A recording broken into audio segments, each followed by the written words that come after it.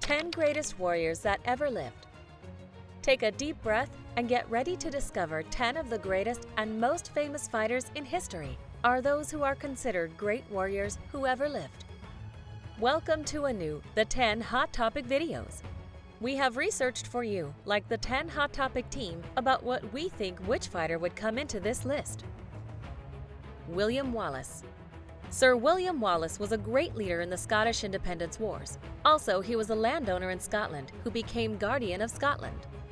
Andrew Moray and Sir William Wallace defeated the English at the 1297 Battle of Stirling Bridge, and Sir William Wallace continued to rule Scottish armies against the English till he was captured in 1305 at Rob Royston near Glasgow, and was hung for high treason by King Edward I in England. Since then, he has become an icon featuring in an epic poem, The Wallace by Blind Harry, 15th century, 2 literary works by Jane Porter and Sir Walter Scott, and the 1995 Oscar-winning film Braveheart, starring Mel Gibson in a painted blue face. Genghis Khan. Actually, Genghis Khan was his title and not his name. His real name was Temujin, and he founded the Mongol Empire, which later became the greatest empire ever known. He began by uniting an entire lot of Northeast Asia's nomadic tribes, and after that, he went on to conquer most of Eurasia, typically helped by his habit of massacring the native peoples wholesale. His sons and descendants carried on what he had begun, usually including the massacres, thereby gaining his empire a ferocious reputation. It's thought that, due to the size of his harem that has about 2,000 to 3,000 women, and the fact that his sons had similar harems as rulers of their own kingdoms, about half of 1% of the whole current population of the world may well be descended from this one man. Kursad and 40 warriors. Kursad is an idealized character of a true person who named Ashina Jesheshua within the 7th century Chinese chronicles.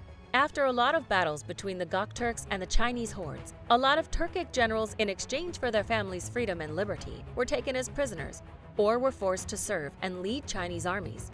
But one day, Kursad, who was a Turkic prince serving the Chinese emperor, decided to commit a raid with 40 of his warriors on the palace of the Chinese emperor in order to rescue the Turkish prisoners being held in the palace. They had planned to wait for the emperor to depart from the palace in the early morning and use this opportunity to attack the palace. On the day they planned, however, Emperor did not leave the palace due to a storm, and right away after heavy rainfall, Kursad attacked the Juqing palace anyway and engaged the palace guards, but the guards were supported by troops who came outside. So Kursad decided to abandon the mission and escape the palace to reorganize and fight another day. They took some 20 horses from the stables and fled to the north. Kursad and his warriors killed a few more guards on their way and quickly escaped the palace and settlement, all of them mounted on their horses, and began riding as quick as they could. And to make things worse, the Chinese horde was right behind Kursad, and they were caught by pursuers near the Wei River. The rain and storm was so heavy that before Kursad and his warriors could escape into their own safe territory, the bridge that linked to their area collapsed, and at that moment, history was written. The Chinese horde of at least 1,000 men are right behind Kursad, when Kursad looks at his warriors and says, "Now, the time to fight and die for our families and peoples. Turk, let the world remember us today. Let our actions and heroism echo in eternity." Kursad and his warriors charged toward the Chinese horde with their terrible passion, fury, and Turkic power.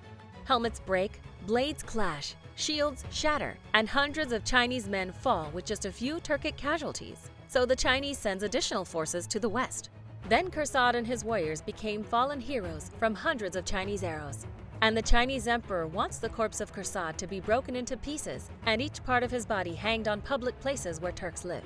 Since Kursad's assault, it's mentioned that no Chinese emperor walked outside for 40 years, and no citizen of the Chinese Empire was allowed to walk at night.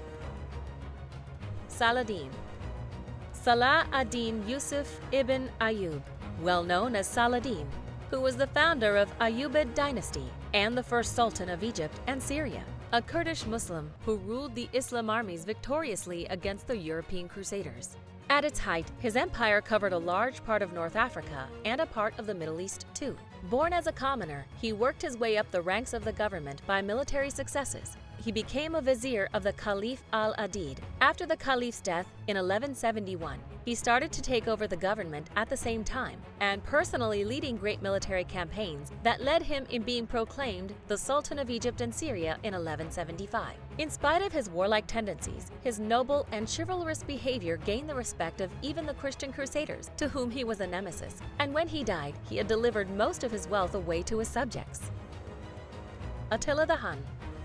Attila the Hun governed the Huns from 434 until his death in 453, and was among the Western and Eastern Roman Empire's most feared enemies. Hunnic Empire stretched from the Rhine River to the Ural and the Danube to the Baltic Sea in Attila's time.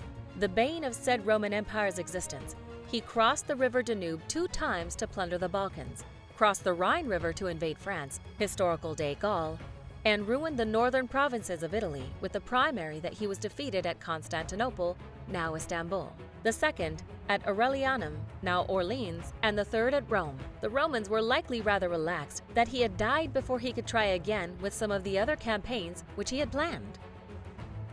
Gaius Julius Caesar. Most known as just Julius Caesar, both his grandfather and father were actually called Gaius Julius Caesar as well. This great Roman emperor was far more than just a military dictator who had a relationship with the Egyptian pharaoh Cleopatra. Among other things, he was an excellent statesman who centralized the bureaucracy of his government and established the Julian calendar that was based on the Gregorian calendar we are using today, and also a reputed author in the field of Latin prose. Sadly, of course, he never did truly resolve the political conflicts happening around him, and he forgave his enemies instead of getting rid of them. In retrospect, apparently, not a great idea.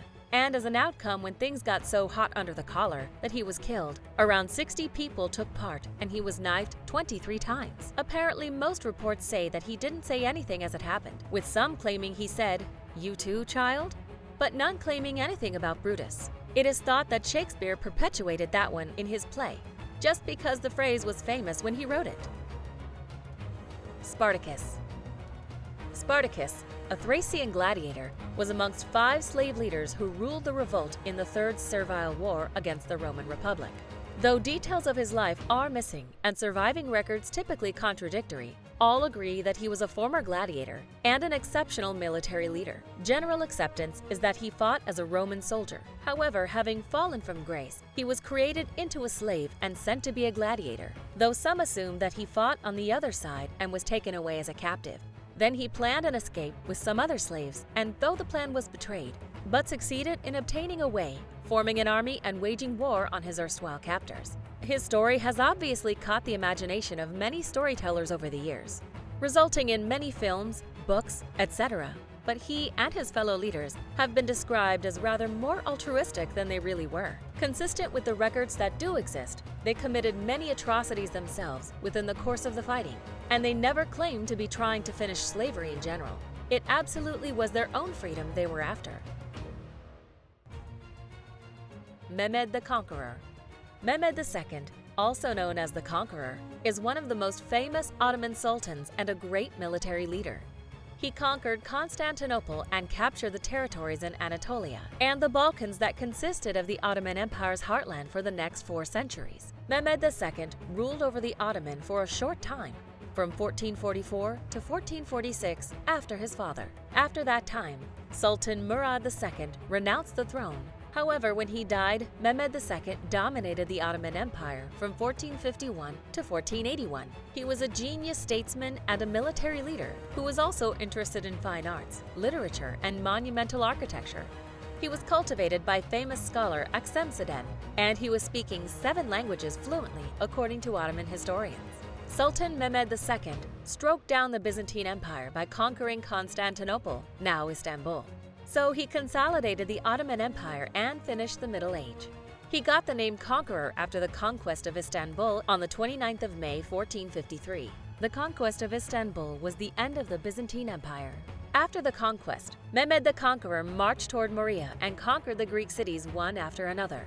But he was threatened from the rear by the Principality of Karaman, and for this reason, he turned to Anatolia to defeat them and to annex their territory. Then he captured the area close to the western Black Sea. Afterward, he battled Uzun Hasan, the ruler of Akoyanlis, and defeated him. Among those areas that fell to Mehmed II were Greece, Serbia, the Empire of Trebizond, Bosnia, Wallachia, Karaman, Albania, and several Genoese and Venetian maritime establishments.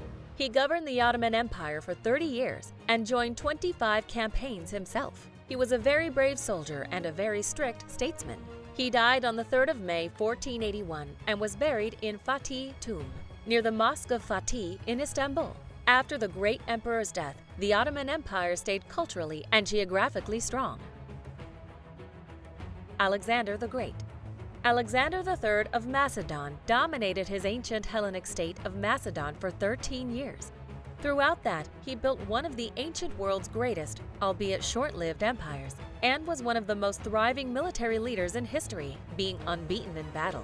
He did have some advantages that in all probability helped in getting him started. As a child, he was coached by Aristotle, which will no doubt have given him exceptional skills to think well, and he inherited from his dad an already robust kingdom, with an extremely experienced army in place. Unfortunately, after his death, his empire was torn apart once more by civil wars that led to a variety of states that's dominated by the various surviving generals and Alexander's heirs. However, Alexander's heritage lives on. Some 20 cities established by him bore his name, notably Alexandria in Egypt, where plenty of the Hellenistic civilization grew out of his spreading Greek culture within the East, and his tactics are still instructed in military academies around the world. Leonidas I of Sparta. A hero king of Sparta in ancient Greece, conjointly referred to as King the Brave, Leonidas I was the 17th king of Sparta from the Agiad line and believed to be an immediate descendant of Hercules, at least however they explained his tremendous strength and bravery. He is most known for leading a little band of Greek allies at the Battle of Thermopylae in 480 BCE. Wherever the Greeks bravely defended, they passed through, and the Persian king Xerxes sought to conquer Greece with his large army. King Leonidas sent most of his army away and then canalized the remainder, which were about 1,500 fighters, in order to protect the rear in one of the history's great last stands. Ultimately, Leonidas and his men were killed. However, they bought the Greek city-states valuable time and showed an inspirational example, not solely of what Greek hoplites might accomplish against the invading forces, but also of the price the Greeks were willing to pay in order to keep up their freedom from foreign oppression. Thank you for watching the 10 Hot Topic channel. If you like our video, don't forget to share it and subscribe to our channel.